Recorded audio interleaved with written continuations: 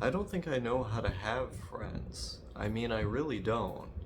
Like, I thought this was a gimmick. I thought this was a period of my life where I just, like, what the fuck is my hair doing? I thought this was a period of my life where, like, I just wasn't having them because I was really invested in the beginning stages of my relationship, and then it was the beginning stages of my marriage, and so on and so forth. But it seems as though my isolationistic tendencies towards others have more or less solidified, at least for now, because a couple months back I made a video being like, it's so hard having a person that you're around pretty regularly that you live with, and also maintaining the energy or interest or motivation for friends. And then I was like, maybe this will go away over time, because it, you might have noticed this about my videos, like this year and also last year. There's a change in rhetoric that I use, or like the way that I talk about things is different now. Because in those older videos, I'm talking like 2019, 2018, I'm always talking about things in terms of like, I am this way and this is how it's going to be.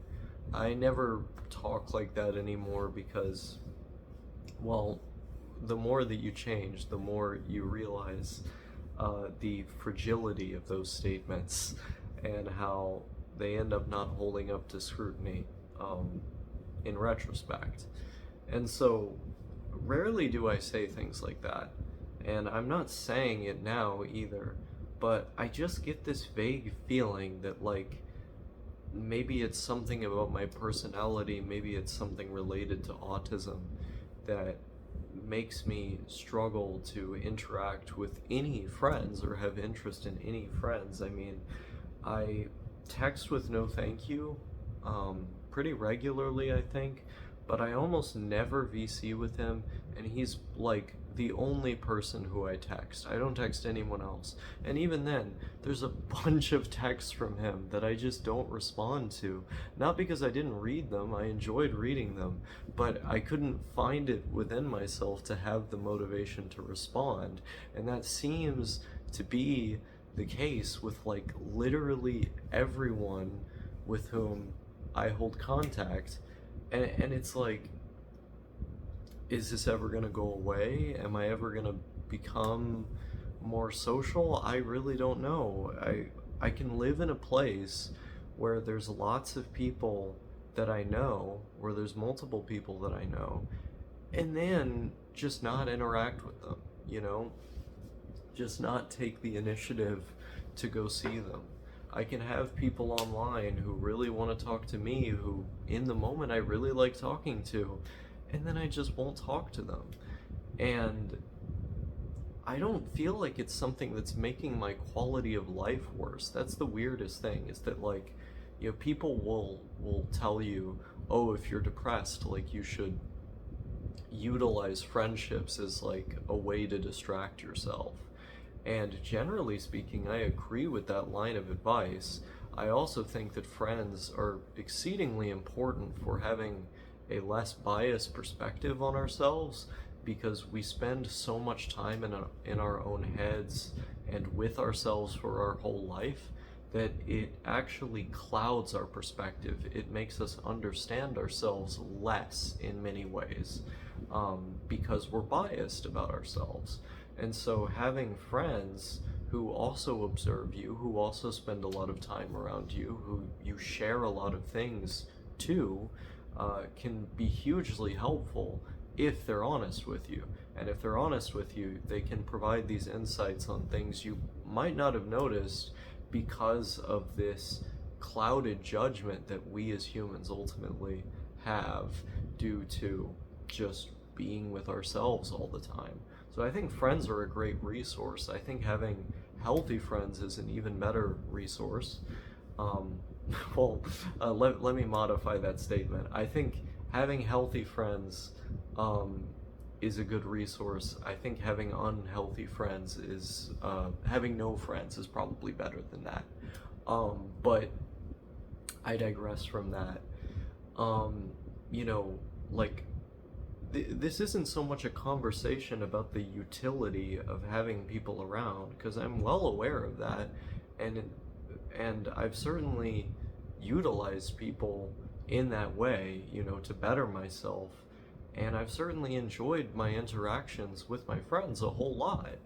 But it's like this block, this wall in my head that prevents me from consistently interacting with them, and I'm just like, what's going on here? I'll ask myself that. And it's not like I'm depressed or something, because I feel like I'm living this wonderful life, like I have just a great life. I'm consistently doing well. Sure, I might struggle with energy sometimes or fatigue, but that's something I've struggled with my whole life. There are times when I struggle with stress, but I think just about everyone does. I don't think what I'm experiencing beyond, my issues with fatigue and with motivation to do certain things, um, really exceeds normal ranges. I think I'm in a relatively normal range emotionally these days.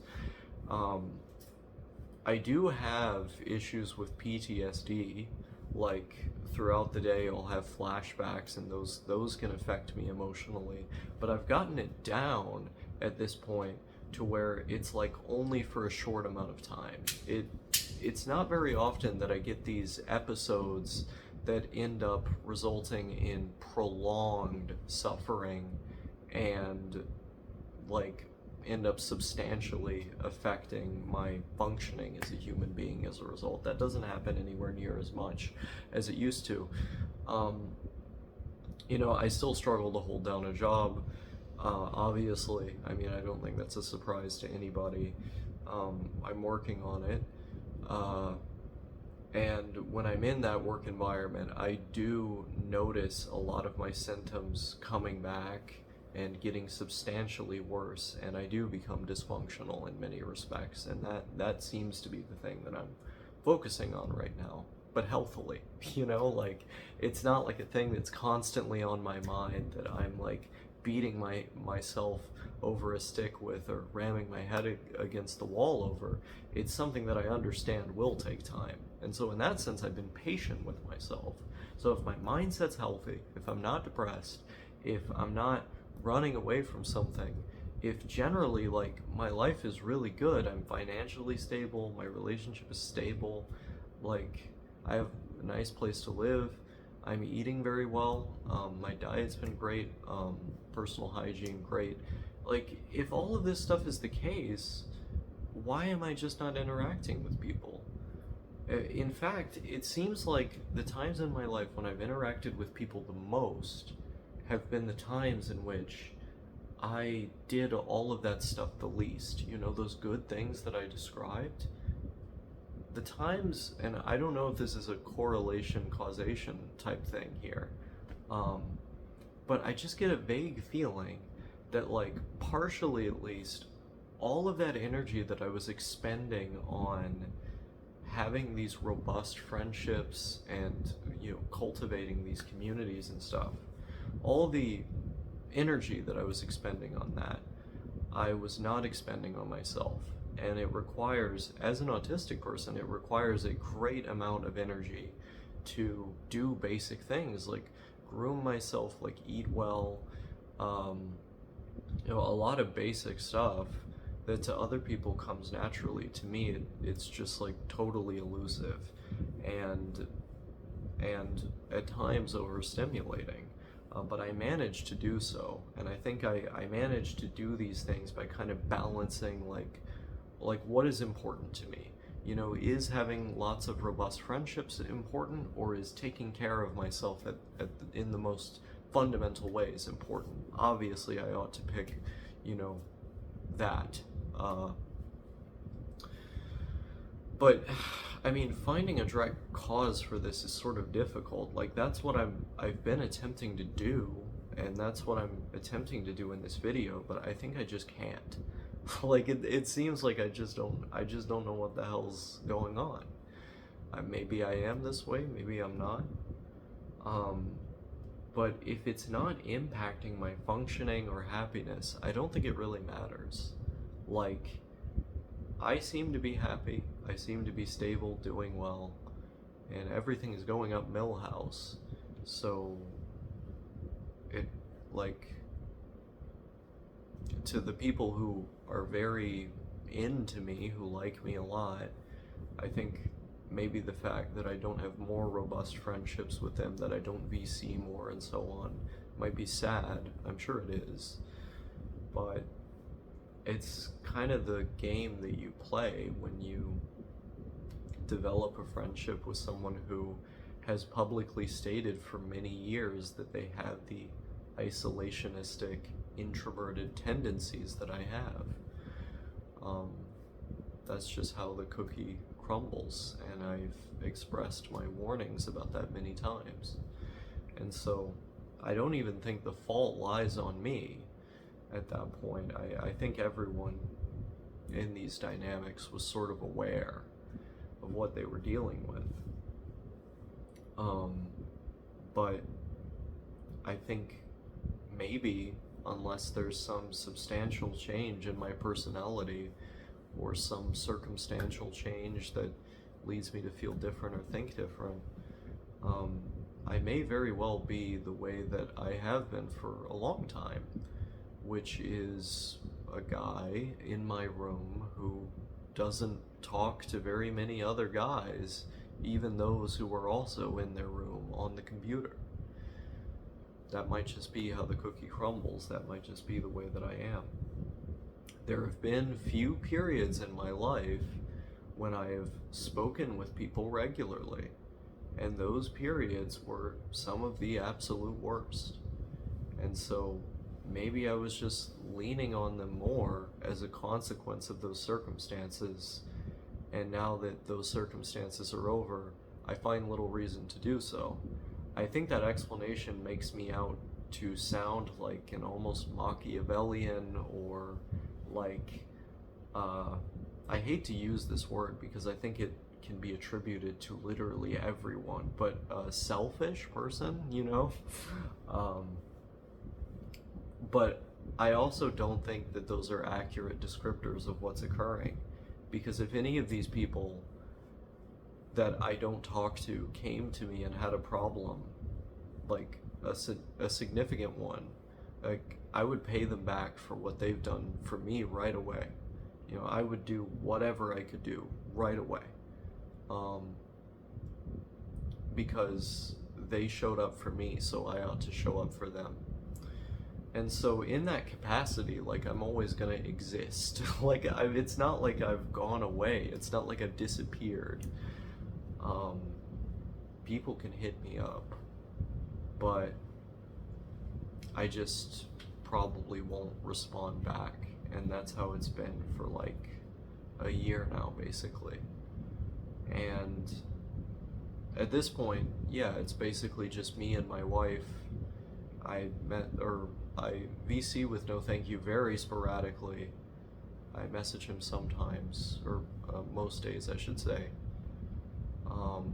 That's it. You know, I have all these options for friends, and I don't visit, I don't message, I don't call. It seems to not affect me. It seems to be a natural consequence of my own intuitions. And those intuitions have led me here, you know, to being this person who does not engage with others frequently or much at all.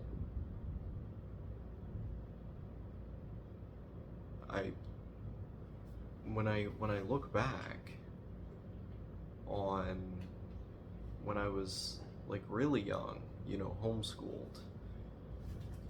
I've told this story so many times. When I was homeschooled until I was like 12. For all of that time, like, I didn't have a social club.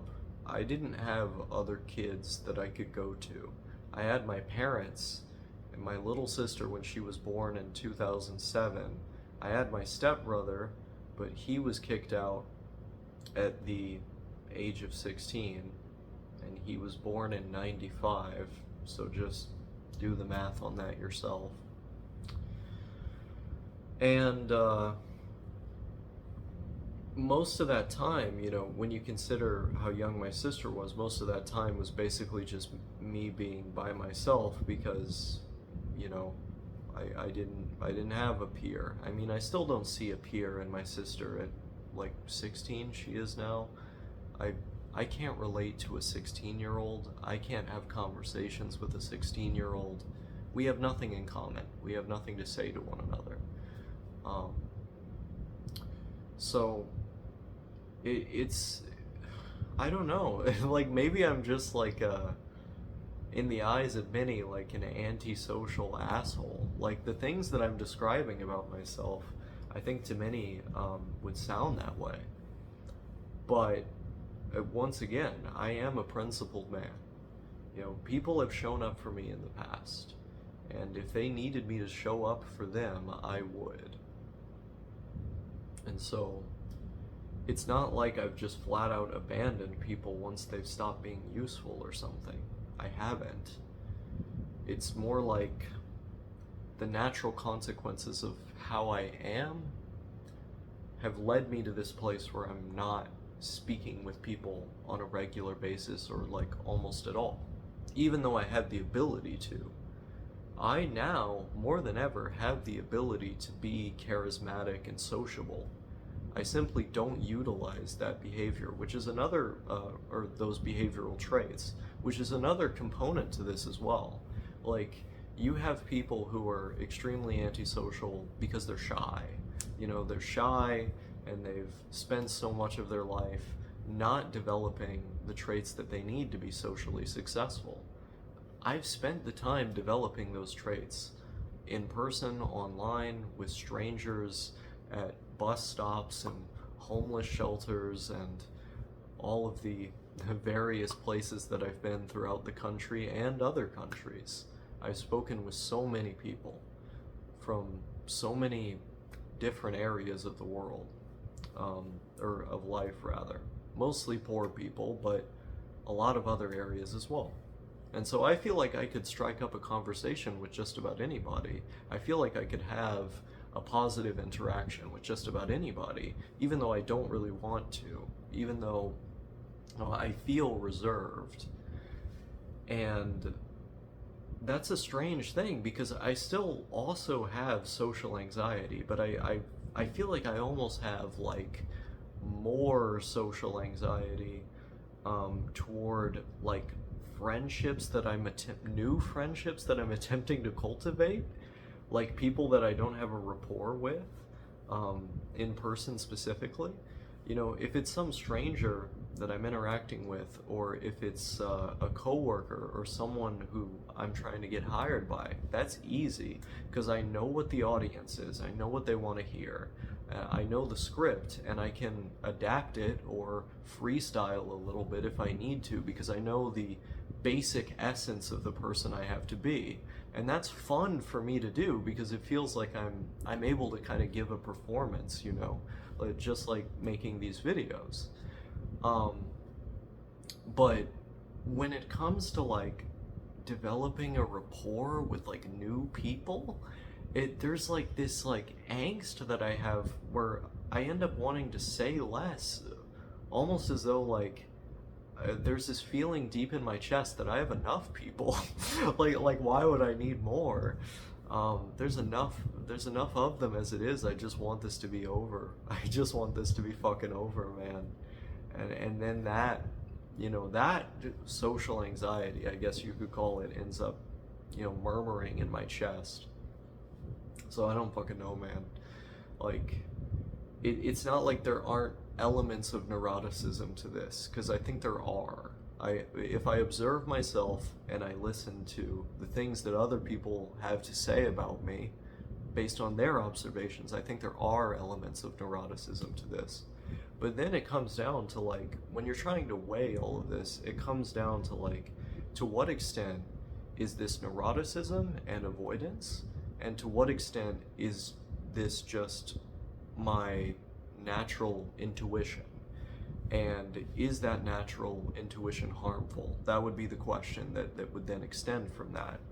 And I think it's all of it at once. I think everything I described, these are all components to this equation. But I think the least prominent components at this point in my life are the neuroticism and like, you know, mental difficulty one might experience with others. I think these two things are far, far less prominent than they ever were in my life, than they ever used to be, and don't play a substantial role.